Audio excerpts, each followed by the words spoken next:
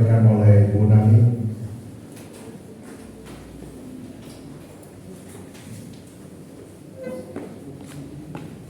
Shalom. Puji Tuhan, saudara ya. Kita diberi kesehatan. Ini semua karena kemurahan Tuhan. Kita bisa beribadah. Ini semua karena kemurahan Tuhan.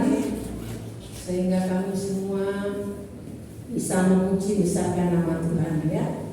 Ya tadi main keyboard, gak nyanyi, tapi melihat yang tepuk tangan itu tidak. Kita sudah ajarkan ya. Tepuk tangan itu harus begini ya. Nah, saya punya paman di Cina, Cukok ya. Itu olahraganya tepuk tangan, saudaraku. Jadi jangan sungkan-sungkan tepuk tangan itu ya. Begini harus pok. Waduh, itu luar biasa ya. Nah, saya juga tempo hari ke Bondowoso ada tamu, ada acara ya, Ibu Gembala ulang tahun. Saya bersama adik saya begini, karena suaranya kayak gini. Kalau tepuk tangan tuh begini, pok. Itu melancarkan peredaran darah, juga suaranya memuliakan Tuhan. Ya, makanya itu kalau kita ini memuji Tuhan itu yang banter, jangan sungkan-sungkan. Itu melancarkan peredaran darah. Kemudian, dipraktekkan waktu itu memuji Tuhan. Tadi berpuasa, enak ya, saudara. Wah, Tuhan itu senang, Tuhan itu, waduh, ya jemaatku luar biasa. Jangan melempem ya, ayo praktekkan. Nah, ya, juga bisa sehat, juga memuliakan nama Tuhan. Ya, ayo nanti Selasa lagi, yang bantar tangan. Ya itu, sampai bunyi ini dua-duanya bersentuhan bantar ya. Sehat, memuliakan nama Tuhan. Ya, jangan cuma lemes-lemes sekarang nggak makan. Ya. Nah, sekarang kita akan dengar firman Tuhan ya. Firman Tuhan berjudul bisa membedakan suara Tuhan, suara hati atau suara setan. Nah, ini ada 3 ya. Ada 3. Suara Tuhan, suara hati kita, dan suara setan. Nah, ketiganya ini sama, saudara. Ya, beda tipis. Jadi jangan sampai keliru. Ya, kita harus bisa membedakan. Beda tipis. Nanti kita akan baca firman Tuhan. Ya, nah, hati-hati. Kita harus semakin peka akan suara Tuhan. Ya, berapa? Tadi waktu saya sudah siapkan ini. Tadi Kinan datang, ya, dia bekerja, ya, ulahan sawit banyak, ya, dia gini, ratusan, ya. Akhirnya apa dia bilang? Nih, aku perih, Tuhan, tanganku perih Tuhan. Langsung Tuhan ngomong apa? Pakai sarung tangan. Oh, itu betul, itu suara Tuhan. Akhirnya dia pakai sarung tangan, bunyi enak sungguhan. Nah, itu suara Tuhan, saudaraku. Dan dia sendirian loh, bekerja sendirian. Kamu sama siapa? Kamu sama Tuhan. Perih Tuhan ya, kena garam perih memang ya. Saya juga beli kemarin ya 100 ikat. 1 ikat yang nggak tahunya bukan 1, saudara. Isi 2, isi 3. Wih, saya juga bekerja sendirian, tapi bukan ratusan, cuma 100 ikat. Ya, itu dibuat sawi asin kering. Itu 1 ikat sawi asin itu sudah 20.000. Ya, ulahannya 1 ikat 2.000. Maka itu kalau kita diem aja ya enggak dapat uang. Ya, katanya gini. Aku sampai nyok-nyok kabeh. Nah, itu namanya bekerja. Kalau di rumah aja tidur, ya TV tidur, ya enggak dapat uang. Ya, nah itulah. Kita harus mendengar suara Tuhan atau suara hati kita atau suara setan. Kita akan baca Ibrani 5 ya, ayat 14. Ibrani 5 ayat 14. keras. Ya. Nah, tetapi makanan keras adalah untuk orang-orang dewasa yang karena mempunyai panca indera yang terlatih untuk membedakan yang baik daripada yang jahat. Jadi kita semuanya pasti sudah dewasa, ya kan? Dewasa dalam bukan jasmani, pasti sudah tahu kalau jasmani, apalagi sudah ubanan, bukan dewasa lagi, tetapi sudah lansia, ya. Tetapi yang dimaksud oleh firman Tuhan ini adalah dewasa rohani, makanan yang keras, makanan yang mendidik kita, ya, supaya kita semakin benar, semakin kudus, semakin suci. Dan di sini, ya, nah, ya, yang mempunyai panca indera yang terlatih. Jadi kita semakin dewasa rohani, kita semakin mempunyai panca indera yang terlatih. Nah ini loh, ya, bisa membedakan yang baik daripada yang jahat. Ini perlu kita miliki, saudara, ya. Yang mana yang baik, yang mana yang berdosa, dan yang mana yang tidak baik, yang najis, yang yang tidak berkenan di hadapan Tuhan. Ya, nah itu. Kemarin saya ke Surabaya, kebetulan ke Surabaya, jadi cari Bapak Gembala cari ces-cesannya HP Xiaomi-nya yang ori, ya, di WTC. Lantai 2 cari no, lantai 3 cari nggak ada. Kemudian katanya orang lantai 4, sudah aku capek keliling-keliling naik, saya tunggu di sini aja. Jadi untuk lantai 3 saya stop dulu. Ya dah, kamu duduk di sana ya, ya. Kemudian saya duduk sendirian, saudara. Ya, kemudian ada mbak-mbak duduk, ya. Kemudian ada seorang laki-laki datang. Saya ini orang desa, saudara. Cok, apa kabar, Cok? Saya kaget, saudara. Akhirnya yang perempuan juga. Iya, Cok. Ini waduh, Surabaya, saudara. Apa itu namanya? Dia namanya Cok.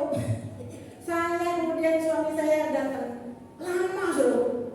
Cek suwine ya, orang rokok bus. Ya, kemudian saya nggak tahan, pindah sana. Kemudian suami saya datang, lumayan lama sebelumnya, antri.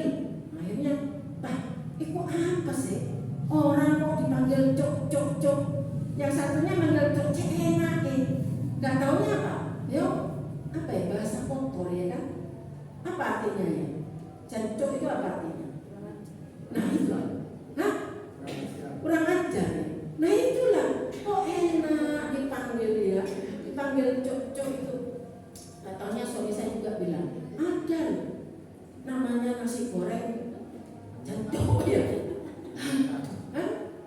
Penyetan cok gitu. Waduh ya saudaraku, makanya itu loh. Di Surabaya, kota yang berkembang, kota yang maksudnya maju, tapi apa?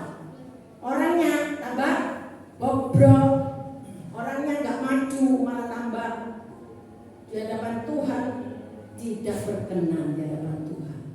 Kemarin saya juga sampaikan pada anak sekolah minggu, ya, Tante, kalau saya boleh nggak niru juga omongan kotor tapi bahasa NTT, bahasa apapun, Korea, Jepang apapun tidak boleh kalau artinya itu kurang ajar atau tidak berkenan di hadapan Tuhan. Oh gitu ya? Iya. Bahasa Jepang, Korea apapun kalau artinya itu kotor jangan. Oh gitu tuh. Iya. Nah, jadi kita semakin dewasa, semakin mengerti ya, semakin bisa ini panca indera kita semakin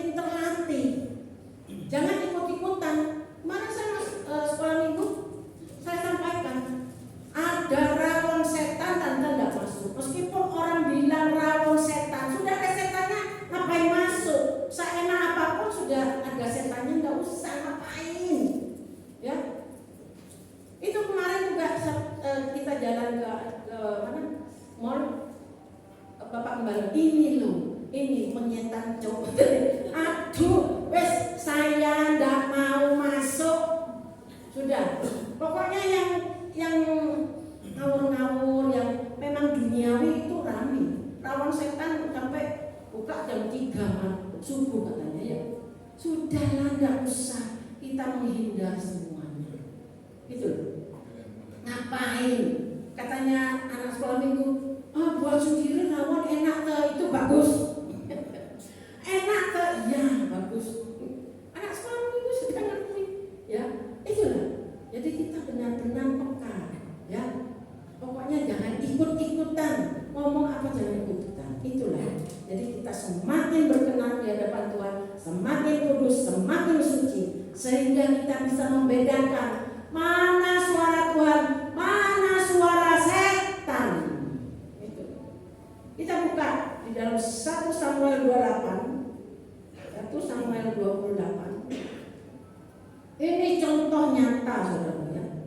1 Samuel 28 ayat 13 sampai 19. Kita akan simak ya. Ya. Maka berbicara raja kepadanya, janganlah takut, tetapi apakah yang kau lihat? Perempuan itu menjawab Saul, aku melihat sesuatu yang ilahi muncul dari dalam bumi. Ya, ini apa? Raja Saul waktu itu pergi ke peramal ahli rujuk, ya. Nah, dan kemudian ini lagi aku melihat, katanya tukang rujunya ya, aku melihat sesuatu yang ilahi muncul dari dalam bumi. Ayat 14. Kemudian bertanyalah ia kepada perempuan itu, bagaimana rupanya? Jawabnya, ada seorang tua muncul, ya, berselubungkan jubah. Maka tahulah Saul bahwa itulah Samuel. Lalu berlututlah ia dengan mukanya sampai ke tanah dan sujud menyembah. Kemudian setelah muncul orang berjubah, Saul berlutut bersujud. Dan 15, sesudah itu berbicaralah Samuel kepada Saul, mengapa engkau mengganggu aku dengan memanggil aku muncul? Kata Saul, aku sangat dalam keadaan terjepit. Orang Filistin berperang melawan aku, dan Allah telah undur daripadaku. Ia tidak menjawab aku lagi, baik dengan perantara nabi maupun dengan mimpi. Sebab itu aku memanggil engkau, supaya engkau memberitahukan kepadaku apa yang harus ku berbuat, katanya Saul. Kemudian ayat 16, lalu berbicaralah Samuel, mengapa engkau bertanya kepadaku, padahal Tuhan telah undur daripadamu dan telah menjadi musuhmu. Ya, 17, Tuhan telah melakukan kepadamu seperti yang difirmankannya. Dengan perantaranku, yakni Tuhan telah mengoyakkan kerajaan dari tanganmu dan telah memberikannya kepada orang lain, kepada Daud. Ayat 18, karena kau tidak mendengarkan suara Tuhan dan tidak melaksanakan murkanya, ya, yang tidak melaksanakan murkanya yang bernyala-nyala itu atas Amalek. Itulah sebabnya Tuhan melakukan hal itu padamu pada hari ini. Ayat 19, ya.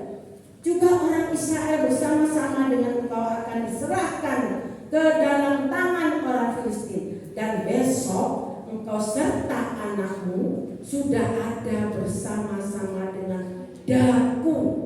Juga tentara Israel akan diserahkan Tuhan ke dalam tangan orang Filistin. Saudara mengerti firman Tuhan ini? Yang muncul siapa? Siapa tadi yang muncul? Berjubah. Siapa? Nah, Samuel. Samuel di dalam firman Tuhan. Tapi itu Samuel benar kan? Menurut saudara Samuel apa benar? Ayo. Hah? Nah, ini loh saudara. Jadi kita harus tahu yang dipanggil arwah Samuel yang sudah meninggal.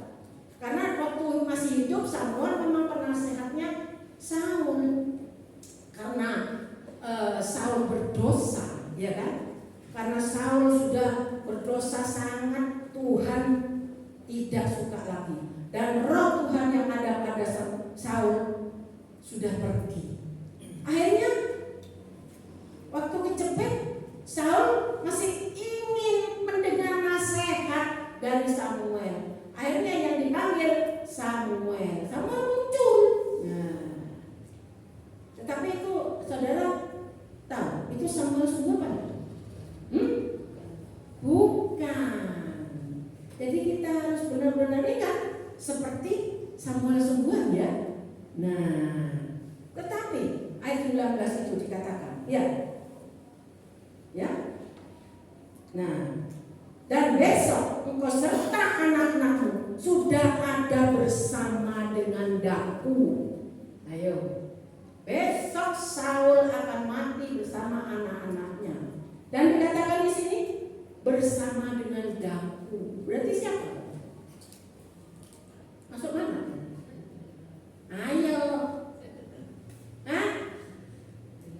Lah.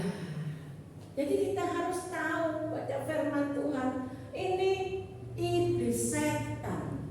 Jadi besoknya dia bilang Samuelan, ya, engkau besok dan anak-anakmu akan bersama daku, ya. Nah, itu. Berarti masuk neraka, binasa. Karena Saul tidak bertobat, tidak minta ampun, malah dia pergi ke dukun. Nah itu loh. Jadi kita sungguh-sungguh ya menjadi anak-anak Tuhan, jangan sampai pergi ke dukun. Ya, dulu saya tuh nggak ngerti, masih TK. Ya, saya diajak sama mama saya waktu itu kehilangan tape, ya, tape recorder, ya, waktu itu. Nah, kemalingan. Kemudian saya nggak ngerti. Akhirnya saya diajak mama, nah ke sana.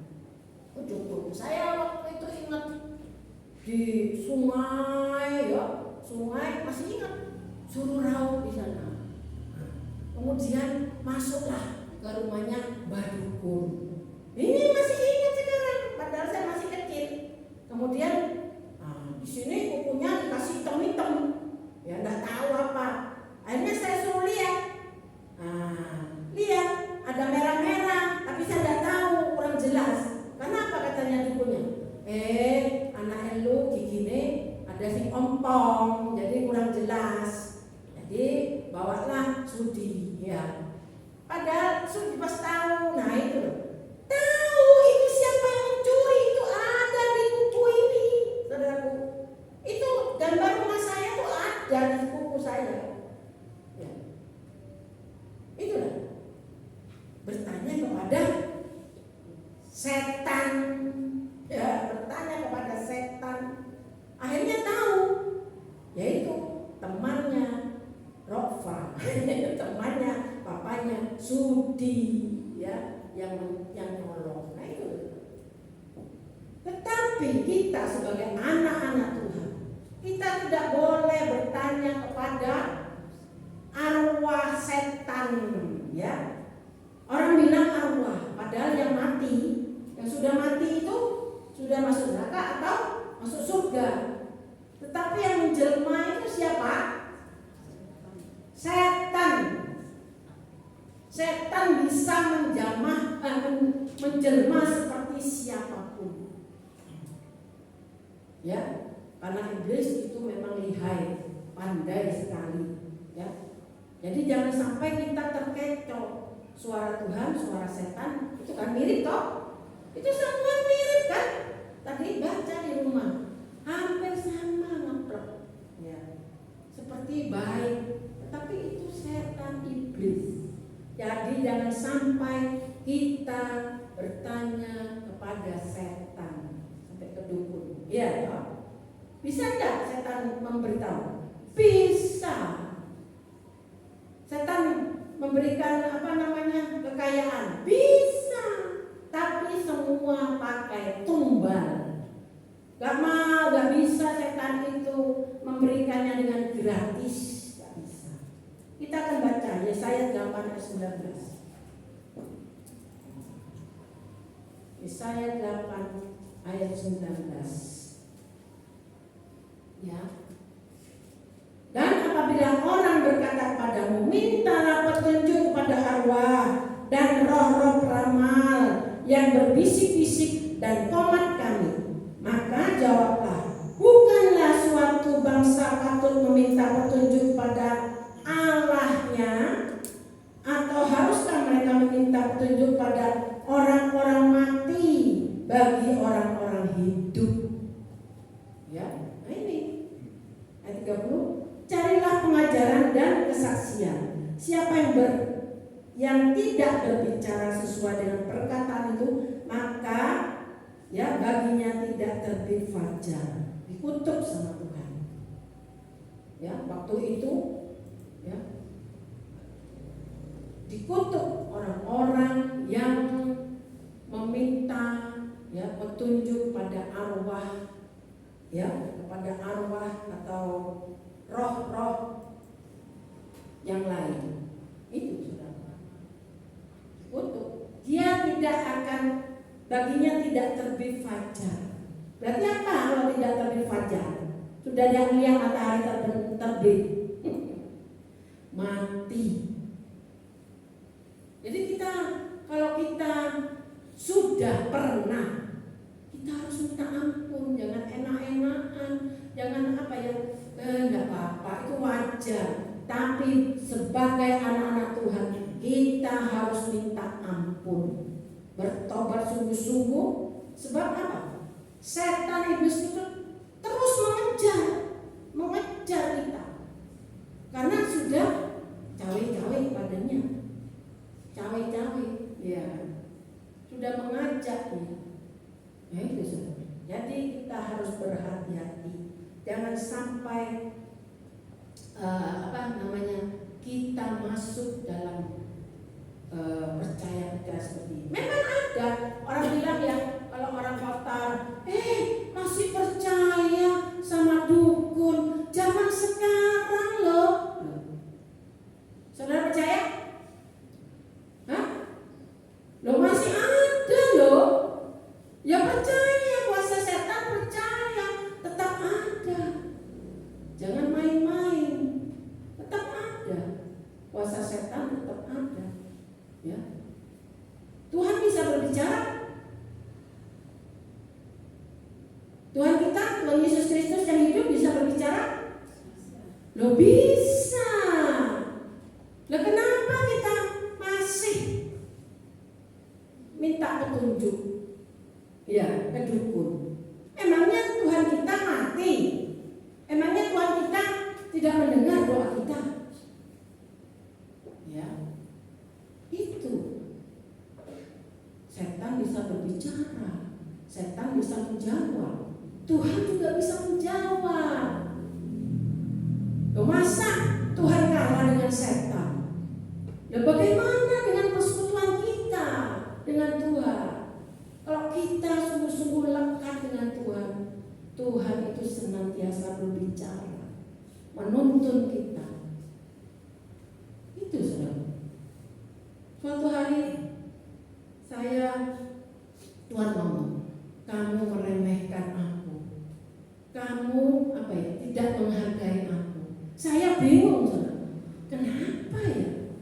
1 hari, 2 hari, kenapa ya Tuhan? Apa ya Tuhan? Nggak taunya saya dari sini saudaraku ke Pasturi, saya pas persis lihat waktu tukang-tukang ngecatnya. Pas saya lihat itu sudah beberapa hari. Saya nggak tahu apa maksud Tuhan. Nggak tahunya saya pas menoleh gambarnya Tuhan Yesus itu, banner itu gambarnya Tuhan Yesus itu diinjak-injak sama tukang cat. Saya sampai saya marah.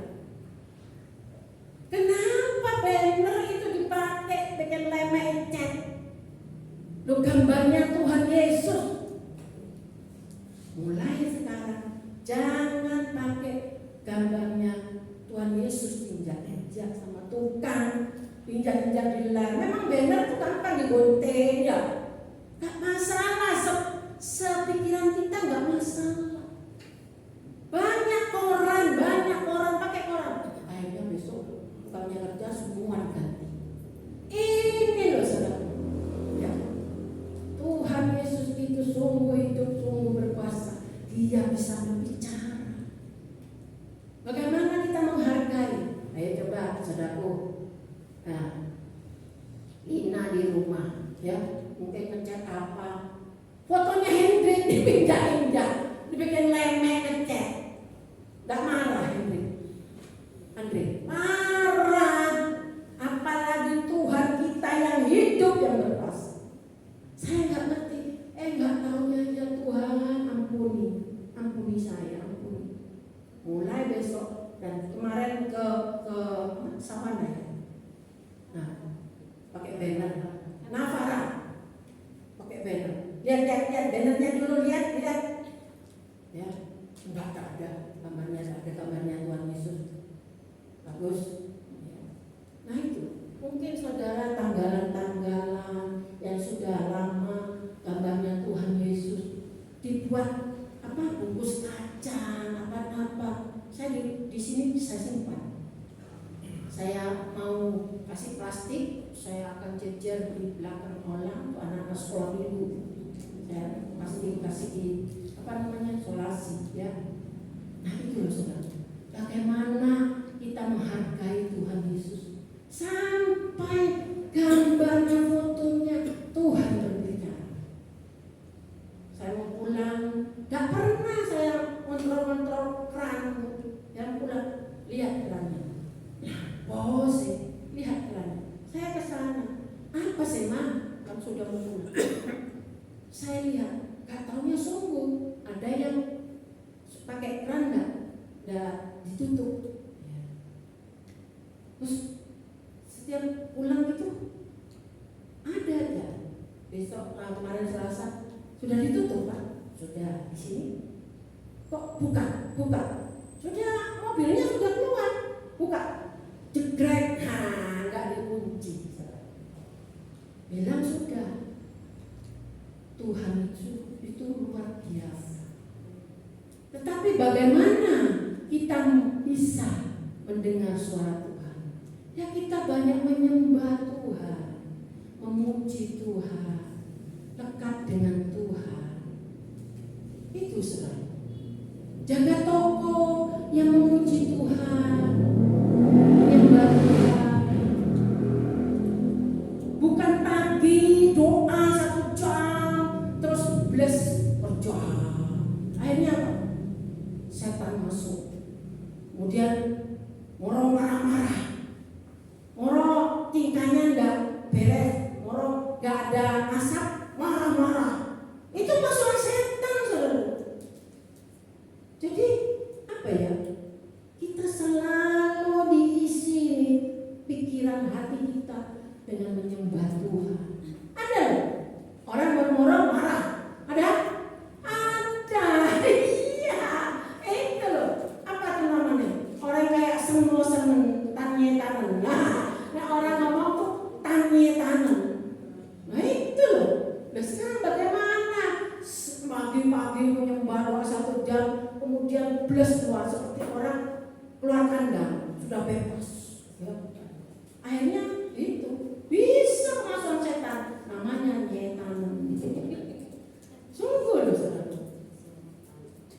Itu. Jadi kita benar-benar harus selalu dekat dengan Tuhan. Jadi kita menyembah, bekerja apapun, jaga toko, menyembah terus di sini berhubungan terus dengan Tuhan di sini. Ya. Nah, saudara. Nah, jadi apa? Ini seperti Matius 4 ayat 3 sampai 11 ya. Kita tahu 3 Matius 4 ayat 3 sampai 11. Nah, di sini kita tahu ya. Nah, Tuhan Yesus dicobai, ya kan? Tuhan Yesus dicobai. Nah, ayat 3. Lalu datanglah si pencoba itu dan berkata padanya. Si pencoba itu siapa sih? Iblis, setan Saiton itu podo sak koncoan, ya. Ya saudaraku, berkata padanya, jika engkau anak Allah, perintahkanlah supaya batu-batu ini menjadi roti, ya. Tetapi Yesus menjawab, ada tertulis manusia hidup bukan dari roti saja, tetapi dari setiap firman yang keluar dari mulut Allah. Kemudian lagi, ya, kemudian iblis membawa Tuhan Yesus lagi ke kota suci dan menempatkan dia di hubungan baik Allah. Apa setan berkata? Lalu berkata kepadanya, pada Tuhan, jika engkau anak Allah, jatuhkanlah dirimu ke bawah, sebab ada tertulis. Loh, setan juga berkata ada tertulis, katanya, ya, mengenai engkau ia akan memerintahkan malaikat-malaikatnya dan mereka akan menantang engkau di atas tangannya supaya kakimu jangan terantuk ke batu. Ya. Iblis juga bisa loh menyerupai ada tertulis. Waduh, ya. Di sini sepertinya bagus, saudara. Nah, dan dikatakan lagi, ya. Nah, ayat 7, Yesus berkata padanya, ada tertulis, janganlah engkau mencobai Tuhan Allahmu. Dan ayat 8, dan iblis membawanya pula ke atas gunung sangat tinggi dan memperlihatkan kepadanya semua kerajaan dunia dengan kemegahannya. Ayat 9, dan berkatalah padanya, semua itu akan kuberikan kepadamu jika engkau sujud menyembah aku. Itu loh, iblis juga bisa memberikan kekayaan dunia kalau mau menyembah dan sujud kepada iblis. Bisa, ya. Tetapi itu hanya semu, ya. Waktu agak lama ini sudah, ya, orang itu selalu minta kekayaan kepada dukun, ya.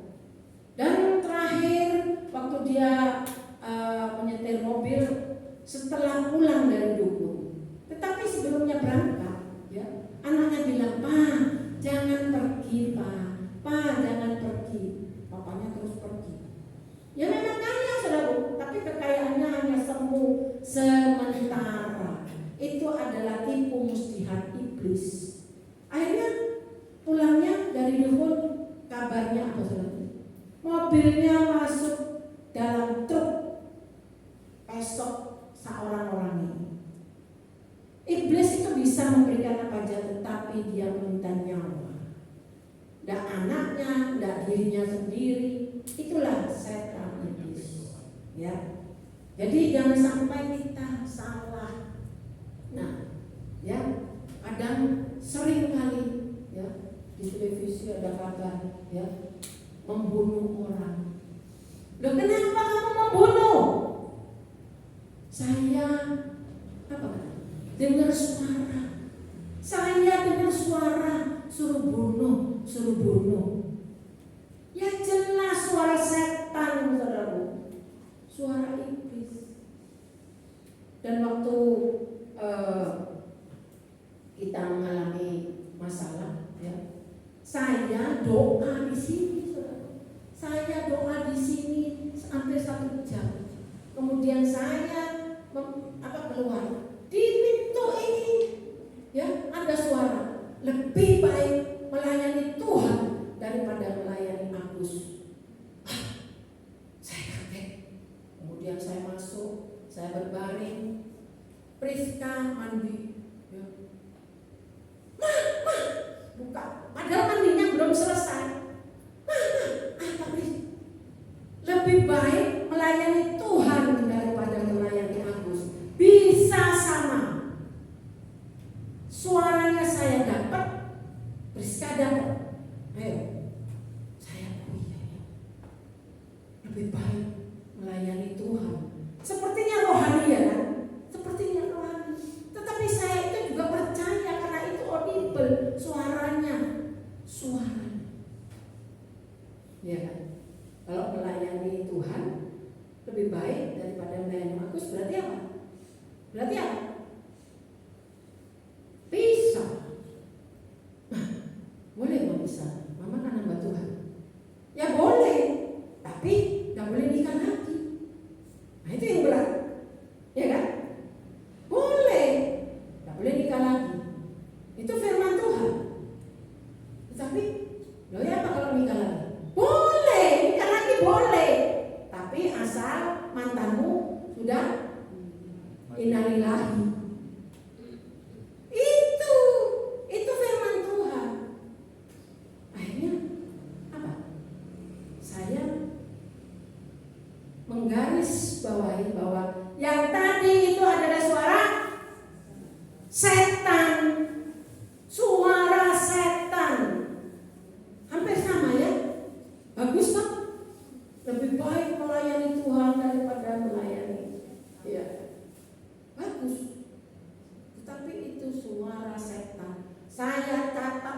saya dapat suara itu ya, tetapi akhirnya saya tolak. Hei, itu suara setan. Ada tulisannya sampai sekarang. Saya tidak membuangnya. Katanya Bapak Gembala, buang saudara. Saya tuliskan sampai pakai spidol. Buang, tidak. Kenang-kenangan bahwa itu suara setan. Jangan sampai kita salah lagi. Kalau itu melanggar firman Tuhan, itu namanya suara setan. Pernah saudara dipanggil oleh setan? Pernah? Saya pernah. Waktu di Bondoso saya tidur, ya, jam hampir 2:30, jam 2-an. Nani 3 kali. Persis suara bapak saya. Ya, saya langsung merinding. Mungkin di sini. Ya. Suara setan, bukan suara Tuhan. Kalau suara Tuhan itu sejahtera. Saya tangting dalam nama Yesus. Ya, kuasa Tuhan lebih besar dari kuasa di dalam dunia ini. Pergi kamu. Saya menceng, gak takut, tapi merindingnya saudara, ya, merindingnya luar biasa. Saya mau tidur lagi, saya tangking lagi, terus tangking dalam nama Yesus. Kuasa Tuhan Yesus lebih besar. Ya, 3 kali manggil, bukan suara Tuhan. Nah itu, jadi kita harus tahu saudara. Yohanes 14 ayat 26. Yohanes 14 ayat 26, ya. Roh Kudus itu adalah penghibur. Ya, kasih air. Nah. Yohanes 14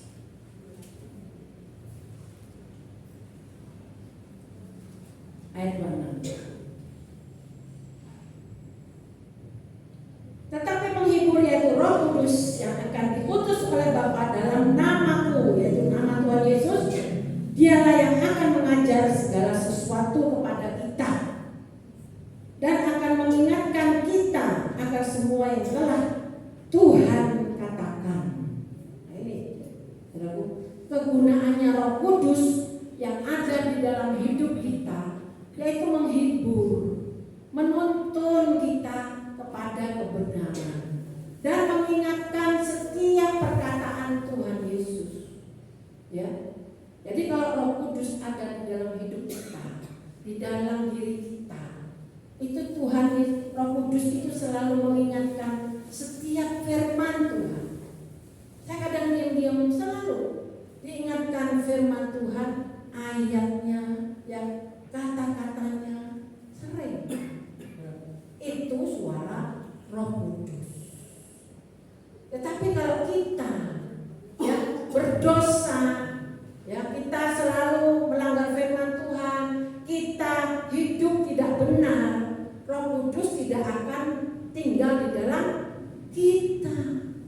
Tidak akan kita mendengar suara-suara Roh Kudus. Bisa-bisa kita mendengar suara setan. Hati-hati. Suara kita juga dalam hati ini ya. Suara hati juga mirip loh saudara dengan suara Tuhan. Kalau kita tidak merendahkan diri, kalau kita sombong, sok pinter, sok tahu, itu kita akan sering mendengar suara hati kita sendiri. Karena apa? Dia sudah pintar, dia sudah merasa wah, jadi suara hatinya yang lebih besar. Jadi suara Tuhan tidak akan kita dengar karena kita sudah sombong, karena kita sudah sok mengerti. Nah itu saudara. Jadi kita harus benar-benar banyak ya. Kalau kita tidak memiliki Tuhan Yesus yang hidup, kita tidak memiliki Roh Kudus, kita akan stres saudara. Kita akan kecewa dan rasanya Barusan kasusnya dokter di luar pulau. Itu dokternya cantik, dokter pinter, ya. Lah, pasiennya nggak sembuh-sembuh, dikata-katain, ya, dikata-katain karena pasiennya itu rasanya anggota DPR. Jadi dia itu semena-mena mengata-katai dokter ini. Akhirnya, padahal dokternya ini anak Tuhan, Kristen, tapi sayang, ya, bukan semua orang Kristen ada Roh Kudus. Makanya kita minta Roh Kudus, penghibur, supaya bisa menguatkan kita. Gak taunya apa saudara? Dokternya bunuh diri. Aduh, saya membaca, aduh Tuhan, kasihan. Kalau sudah bunuh diri mana? Saudara mau kemana? Ke neraka. Bunuh diri itu jalan tol menuju neraka. Jalan tol menuju neraka, 11 masuk neraka. Kasihan. Itu ya saudara. Jadi gunanya Roh Kudus ini bisa menghibur, menguatkan. Kita bisa berani menghadapi segala macam tantangan hidup. Ya, sewaktu musim-musimnya bom, saudara sendiri tahu, ya, saudara beribadah. Saya itu di depan sudah siap-siap ini jaga. Orang dengarnya, orang bawa ransel masuk.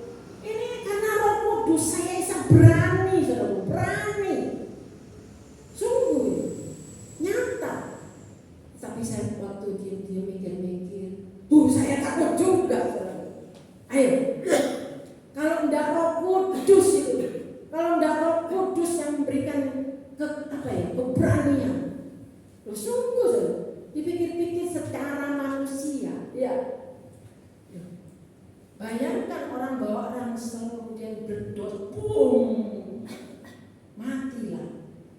Tetapi waktu itu berkobar-kobar, saya di depan jaga terus, lihat jaga terus.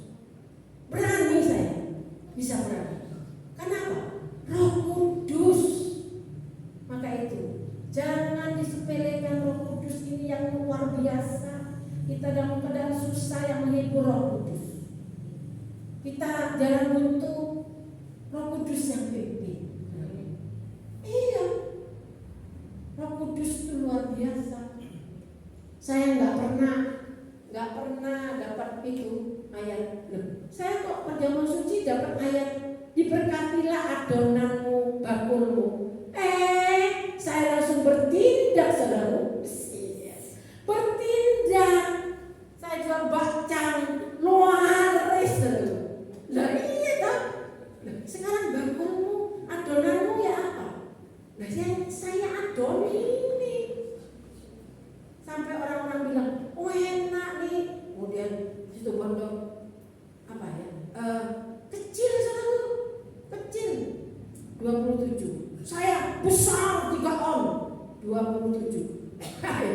Tapi resellernya banyak untung. Resellernya bisa untung jutaan, saudara. Pak Cang saya jualannya luar biasa, ya.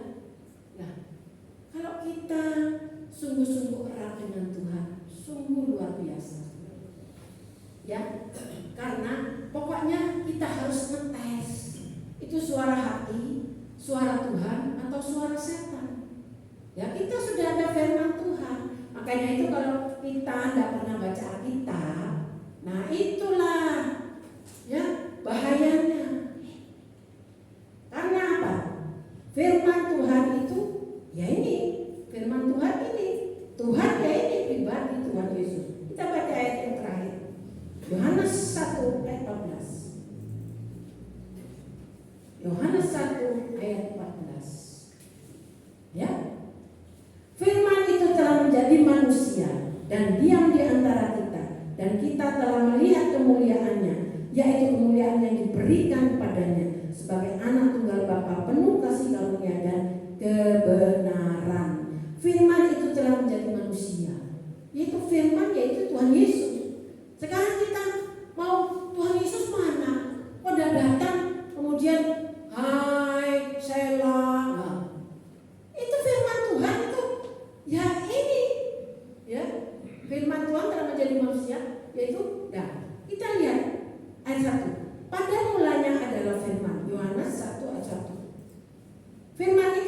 bersama-sama dengan Allah.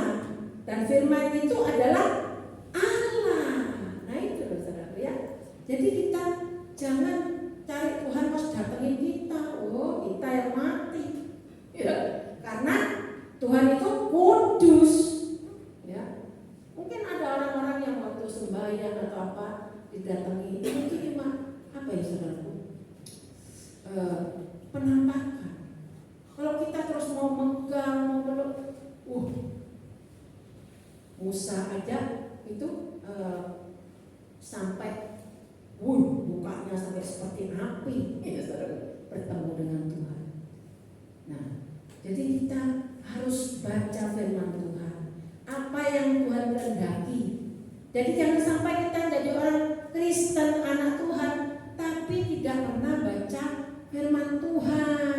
Mana bisa kita bergaul dengan Tuhan? Apa yang menjadi maksud Tuhan dalam hidup kita?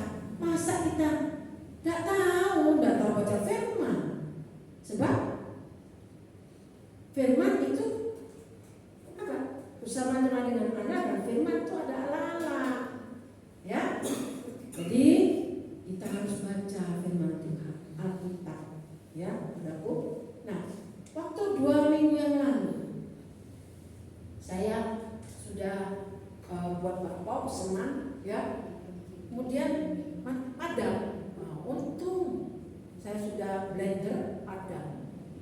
Agak lama saya sudah mengukus, ya, sudah, apa tidur aja istirahat. Cuma segini saya bisa bekerja sendiri. Akhirnya suami saya tidur. Kemudian lampu nyala. Nah, air itu sanyo bunyi, berarti tandonnya sudah habis karena airnya akan dipakai terus. Hanya berapa hari kok bau asap, ya, baunya ini pokoknya ya, saya sering dengar suara Tuhan, tapi saya juga kurang peka. Tapi sekarang ini saya lebih peka lagi, ya, karena balik Tuhan sudah ngomong, saya tidak peka, akhirnya begitulah, ya. Nah ini ini kok bau asap di luar, dia sudah di tempat tidur, di luar bakar-bakar, di dalam hati lihat, cek. Saya tidak pernah seperti itu. Biasanya saya sering tanya, memang ada orang bakar-bakar, ya saya sudah diam. Ini kok baunya bau seperti plastik, ya, terbakar. Saya keluar, padahal saya mengukus bakpao, tapi namanya apa ya, Bapak Gembala ini memang orangnya nyantai, tidak curigaan. Orang bilang orang bakar-bakar, saya melihat di depan, ya, dia tidak ada asap, dia ke belakang tidak ada. Kemudian saya ke belakang, saudaraku, ke tempatnya gudang itu sanyo, asapnya saudaraku. Akhirnya saya masuk, saya cabut tuh colokannya itu, ya. Saya sih ngukus, sih ini, itu loh asapnya banyak, ya nyantai air, ya, itu. Nggak tahu kalau saya nih, ya, pokoknya kerja itu harus cek, ya. Saya makanya nggak suka lihat orang kerja itu kemana-mana, enggak, ya. Itu lah.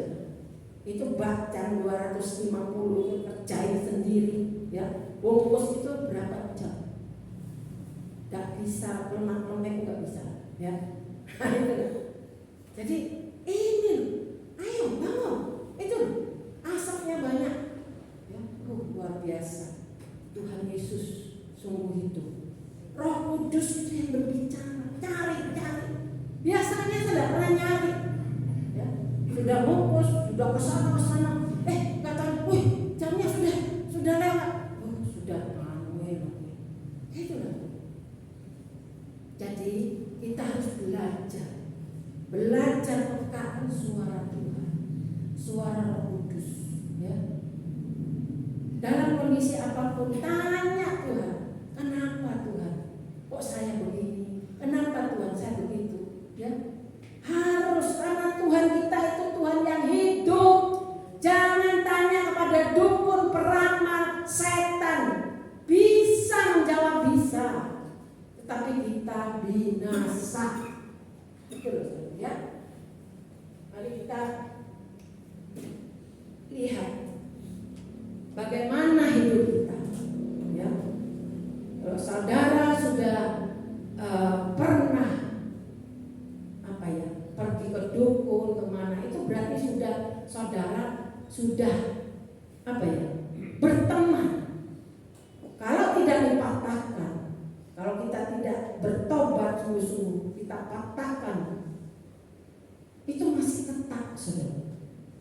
Jadi jangan main-main dengan iblis. Iblis itu, setan itu selalu mengejar kita. Jadi kita harus patahkan, bereskan dalam nama Tuhan Yesus. Darah Yesus berkuasa, ya. Nah, jadi kita sungguh-sungguh sekarang ini zamannya setan di mana-mana mengaum-ngaum mencari mangsa. Jadi kita harus peka suara Tuhan, kita harus peka apa suara hati atau suara setan. Ya, saudaraku, di Tuhan, firman Tuhan. Sampai di sini kita serahkan kepada Bapak Gembala.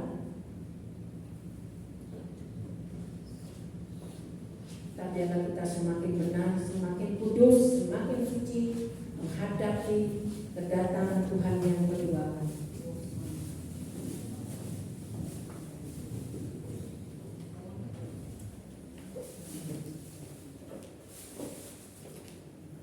Jadi Bapak Ibu sekarang kita akan mulai berdiri, akan datang kepada Tuhan dan mendengar firman Tuhan. Ya. Tuhan rindu sebagai Bapa yang mengasihi kita, Dia rindu selalu menuntun setiap kehidupan kita. Baliknya iblis setan itu selalu rindu, ya, selalu punya rencana untuk membinasakan setiap kita. Waktu itu kita harus hati-hati jangan sampai kena tipu daya iblis. Biarlah hidup kita boleh makin dekat kepada Tuhan, supaya kita boleh selalu dengar tuntunannya dalam kehidupan kita.